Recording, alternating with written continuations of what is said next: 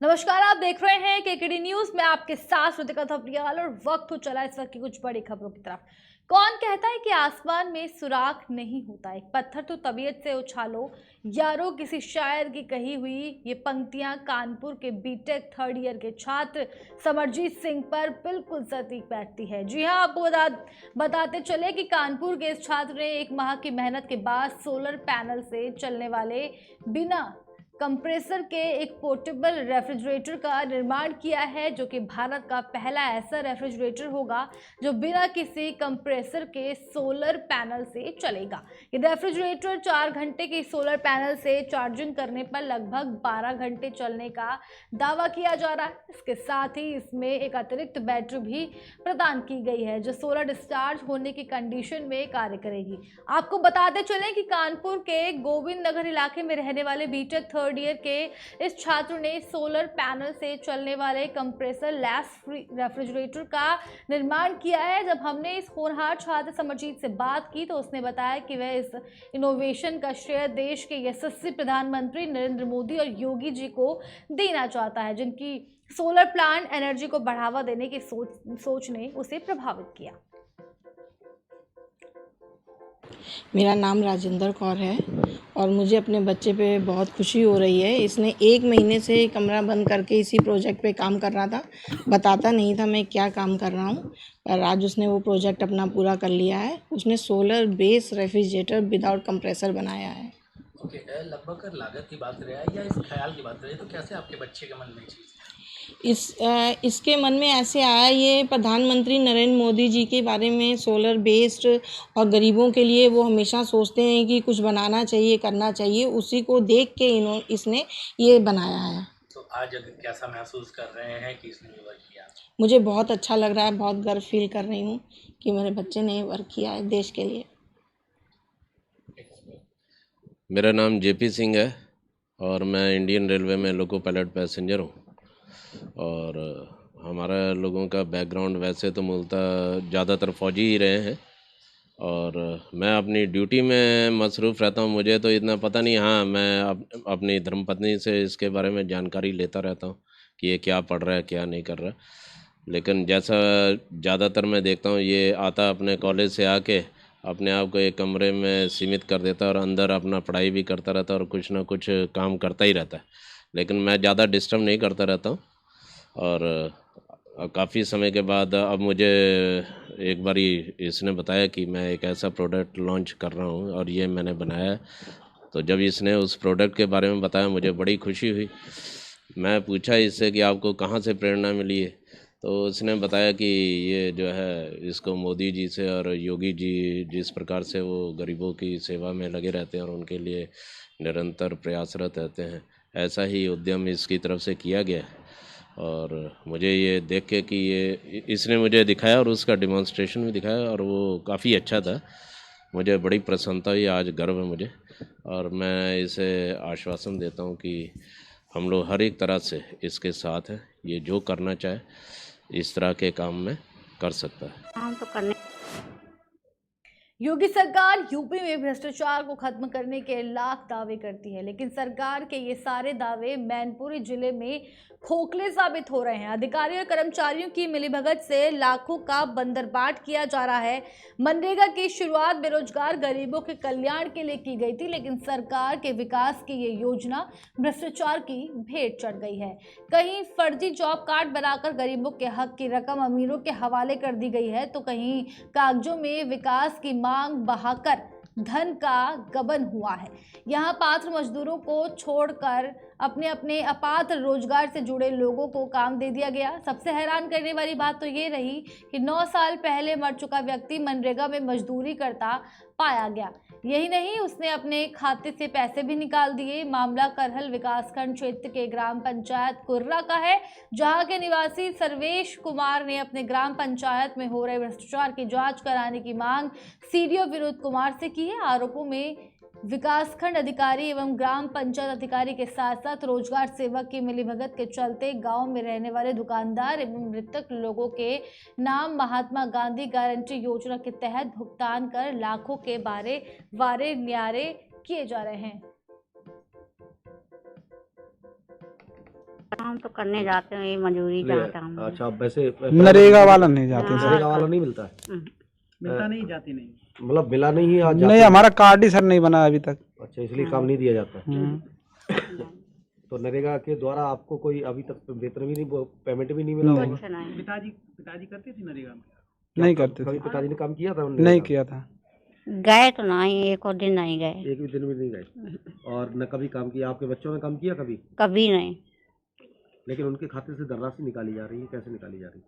अब पता नहीं हमें, जानकारी नहीं है। कोई जानकारी नहीं है। 5912 रुपया आपके खाते से निकल चुका है। 5912 रुपया, 5912 क्या आपको मिला है? और ये आपको ये भी नहीं मालूम है कि कितने दिनों तक लगभग काम किया? ये 2600 रुपया मिला है। अच्छा, उसके बाद में फिर पैसा निकालने ही नहीं गए? लेकिन आपके यहाँ तो जो है ना बहुत पैसा निकला है। क्यों दादा? तो हम तो नहीं गए, मिसाल से और रोड गई है दरिया तक, उसमें हुआ है। अच्छा, वहाँ पे क्या काम किया आपने? वही देख रेख बस। और केवल देख रेख, मेट थे क्या?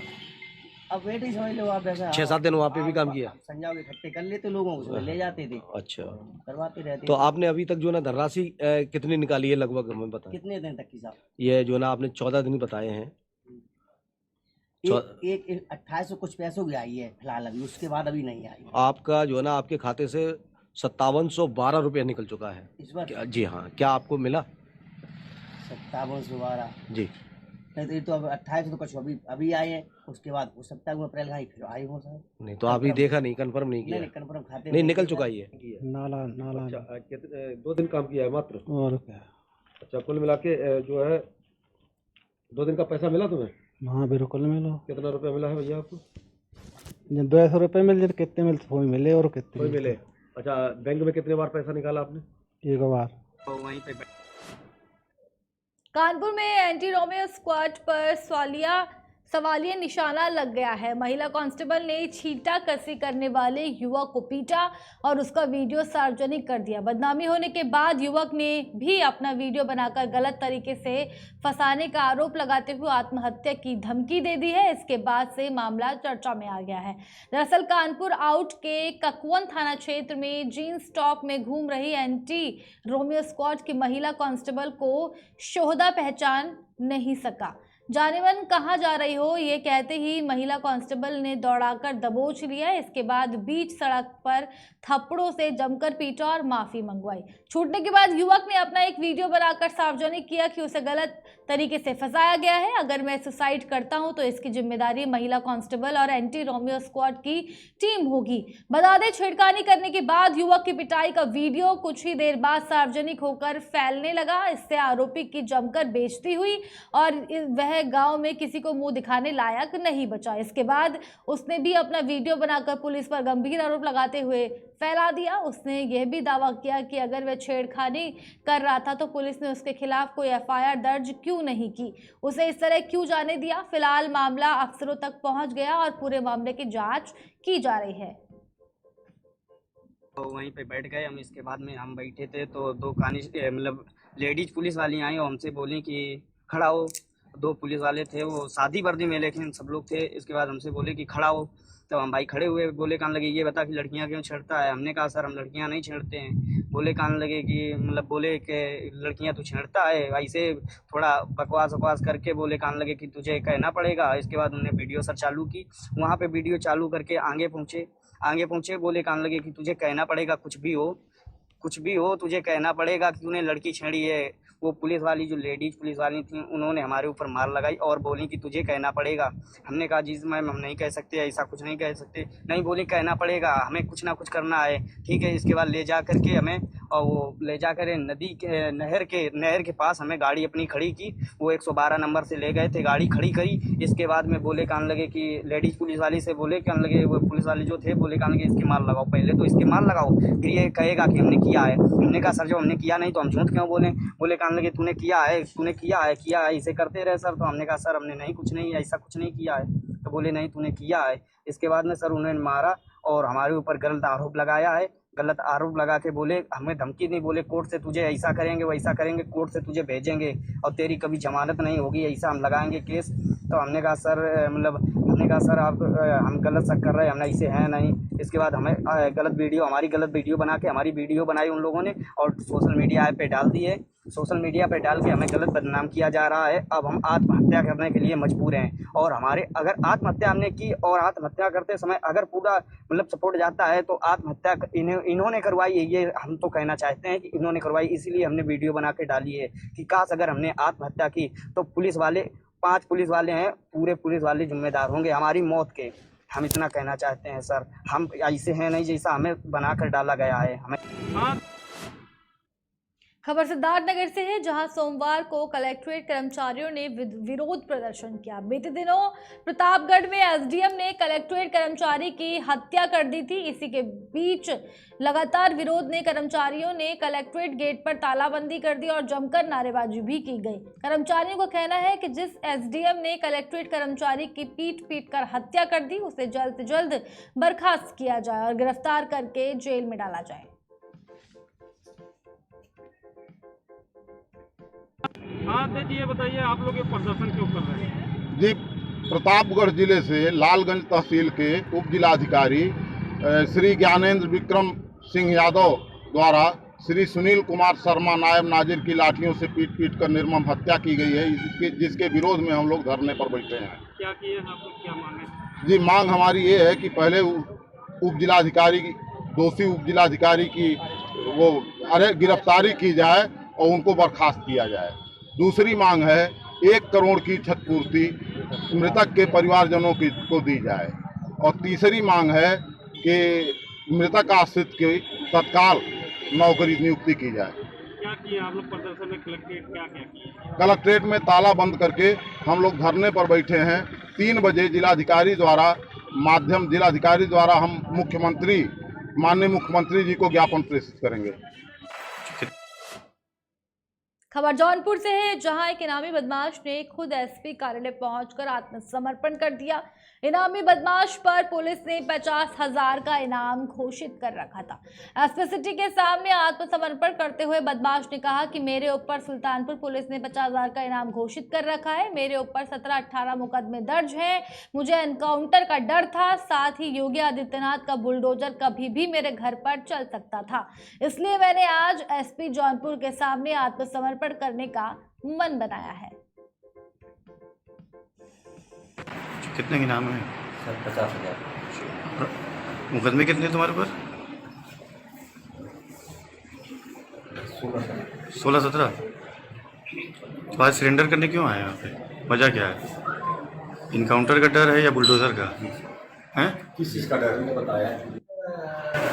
आरोपी है, क्रिमिनल है। ये अभी थोड़ी देर पहले प्रेस वालों के साथ एसपी सिटी के कार्यालय में आया है और इसने ये बताया कि ये भर थाने में एक हत्या का मामला है जिसमें ये वांछित चल रहा है और इसके साथ ही जनपद सुल्तानपुर से भी किसी मामले में वांछित है जिसके इसको पुरस्कार पूर्वक घोषित किया गया है। तो कुटान एसओ को बुला के बताया गया है कि इनका जो भी कार्रवाई है उसको देखना सुनिश्चित कराए और साथ ही जनपद सुल्तानपुर पुलिस को इसकी सूचना दी जाएगी। ये यहाँ आज एसपी कार्यालय में आत्मसमर्पण किया है। खबर बिजनौर से है, जहां तेज रफ्तार के चलते भीषण सड़क हादसा हो गया। आपको बता दें, कार सवार बलरामपुर से हरिद्वार जा रहे थे। इसी बीच उनकी गाड़ी तेज रफ्तार के चलते ट्रैक्टर ट्रॉली के पीछे से टकरा गई। टक्कर इतनी भयंकर थी कि कार में सवार 3 लोगों की मौके पर ही मौत हो गई। वहीं 2 लोग गंभीर रूप से घायल हो गए। हादसे की सूचना मिलते ही थाना प्रभारी घटनास्थल पर पहुंचे, जिसके बाद घायलों को सीएचसी में प्राथमिक उपचार के बाद जिला चिकित्सालय रेफर कर दिया गया। डॉक्टर साहब, ये जो सड़क हादसा हुआ है इसमें कितने लोगों की मौत हुई है, क्या है पूरा मामला? ये नजीबाबाद के आसपास हादसा हुआ है। ये बलरामपुर के रहने वाले थे जी। तो ये स्कॉर्पियो से ट्राली से बताया जा रहा था एक्सीडेंट हुआ। 4 लोग थे, तो 2 लोग तो नजीबाबाद में एक्सपायर हो गए थे जी। 2 रेफर होकर आए थे, उनमें से एक राहुल यहाँ एक्सपायर हो गया। अभी एक और सीरियस थी, कुसुमपाल जी भेजा गया। तो टोटल कितने लोगों की मौत है डॉक्टर साहब? टोटल 3 लोगों की मौत। कुसुमपाल की कैसी हालत है? उनकी भी हालत क्रिटिकल है। डॉक्टर साहब, ये जो सड़क हादसा हुआ है इसमें कितने लोगों की मौत हुई है, क्या है पूरा मामला? ये नजीबाबाद मैं आपका जम्मू कश्मीर के पुंछ से है, जहां सूरनकोट के लसाना गांव में शासकीय हाई स्कूल भवन, बाउंड्री और प्लेफील्ड का बुरा हाल चल रहा है, जिसको लेकर शारीरिक शिक्षा के शिक्षक और छात्रों में आक्रोश है। छात्रों और शिक्षक का कहना है कि उन्हें आगे बढ़ने के लिए अच्छे ग्राउंड और सुविधाओं की जरूरत है, जो कि प्रशासन उन्हें मुहैया नहीं करा पा रहा है। छात्रों और शिक्षक ने स्कूल में प्लेफील्ड और 4 दीवारी की मांग की है। 4 दीवारी न होने के चलते स्कूल में मवेशी आ जाते हैं, जिससे छात्रों को असुविधा का सामना करना पड़ता है। मैं आपका शुक्रिया अदा करती हूँ जो आप हमारे पास आए। हम खेलते हैं, खेलने के लिए ग्राउंड नहीं है। हमें खो खो भी खिलाया जाता है, वॉलीबॉल भी और बैडमिंटन भी। हमारे पास ग्राउंड नहीं है, इधर से घोड़ों का रास्ता भी है, तो हमें एक ग्राउंड दीजिए। I would like to thank everyone for coming here। और मैं ये कहना चाहती हूँ कि हमारे पास ग्राउंड की कमी है। हमारे पास बहुत अच्छे टीचर्स हैं, फिज़िकल टीचर भी हैं, लेकिन हमारे खबर जनपद बहराइच से है, जहां थाना रानीपुर इलाके में दर्दनाक सड़क हादसा हो गया। सड़क हादसे में एक युवक की दर्दनाक मौत हो गई। दरअसल मामला थाना रानीपुर इलाके की कुट्टी का है, जहां एक युवक मुंबई से आया था और बस से उतरकर पैदल घर जा रहा था। इस दौरान जिस बस से युवक उतरा था, उसी बस ने पीछे से कुचल दिया। हादसे के बाद बस का कंडक्टर और ड्राइवर मौके से फरार हो गए। मौके पर पहुंची पुलिस ने इस शव को कब्जे में ले लिया है और मामले की जांच में जुट गई है।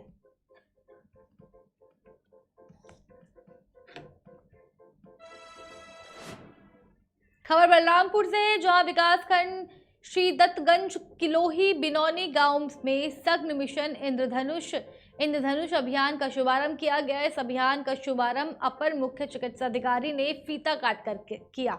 यहां की आशा और आंगनबाड़ी सदस्य ने सत्र से पहले जागरूकता और प्रचार प्रसार के लिए कम्युनिकेशन गतिविधियों का आयोजन किया, जिसके बाद लाभार्थियों की सूचना बनाकर एक दिन पहले ही सभी को बुलवा कर पर्ची का वितरण किया गया। आज श्रीदत्त ब्लॉक के अंतर्गत ये विकास नगर एक पूर्वा, जिसको हम लोग HRG साइट कहते हैं, ये HRG साइट में सिलेक्ट किया गया था यूनिसेफ के द्वारा और हमारे MOIC डॉक्टर विकल्प मिश्रा के द्वारा। और यहाँ हमारी पूरी टीम इसलिए आई कि आज यहाँ के लोग वैक्सीनेशन नहीं कराते थे, इसी कारण से आज यहाँ मिशन इंद्रधनुष के तहत यहाँ सेशन ऑर्गेनाइज किया गया था। और इन लोगों का अवेयरनेस के लिए हम सभी लोग यहाँ इकट्ठे हुए, जिसमें CDPO साहब भी हैं, ADO पंचायत हैं और यूनिसेफ के रिप्रेजेंटेटिव हैं, पाथ के लोग हैं, UNDP के लोग हैं और हमारे सभी यहाँ विलेज लेवल के कार्यकर्ता हैं।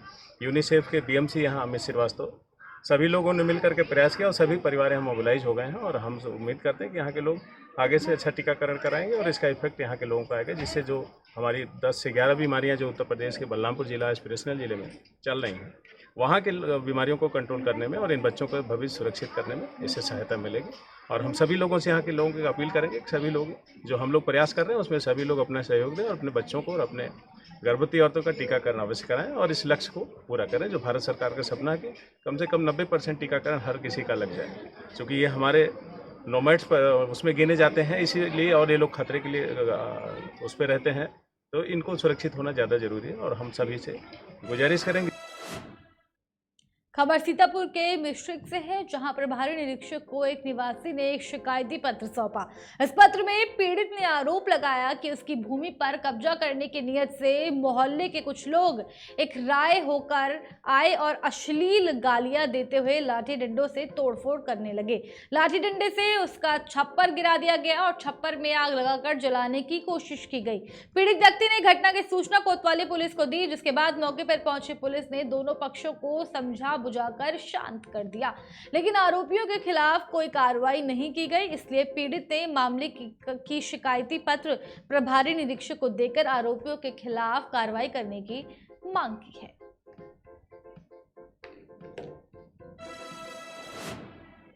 खास खबरों में केवल इतना ही। बने रहिए हमारे साथ, देखते रहिए KKD न्यूज़।